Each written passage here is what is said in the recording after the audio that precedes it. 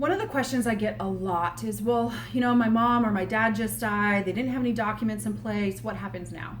So those consultations, we usually start going over what the person's assets are, because a couple of things could happen. Number one, if someone had assets that had a beneficiary form listed on them, so for example, a life insurance policy with a beneficiary, or an IRA or a 401k with a beneficiary, those assets are going to go to the people listed on the beneficiary form so long as they're still alive.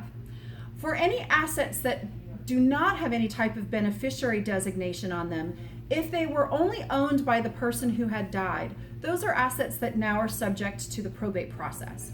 And if there is not a will in place, a will is merely instructions to the judge that tells the judge what to do if there is a probate. If there is no will, what we then have to do is just rely on our state statutes. And state statutes will differ depending on the situation at hand. So for example, if someone is married and only has children with that individual, the spouse will usually get everything. And if there is no spouse, then it will go down to your children. If you don't have any children or grandchildren, any descendants underneath you, in Arizona, it will then go up to your parents if your parents are still living. If your parents are not living, it then goes sideways. So it would then go to any brothers and sisters that you may have. And then if you don't have brothers and sisters, to any nieces and nephews that you have.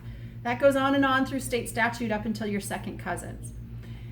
There are certain situations where there are exceptions to that rule, and that is if you are in a blended family. And by that I mean there is, for example, the person who has died is married, but they have a child through a different individual. And blended family rules are a little bit different. They get really convoluted, and it a lot of times ends up happening where a spouse as well as a child will now own a house, for example, together, instead of having it just go to the spouse or just go to the children.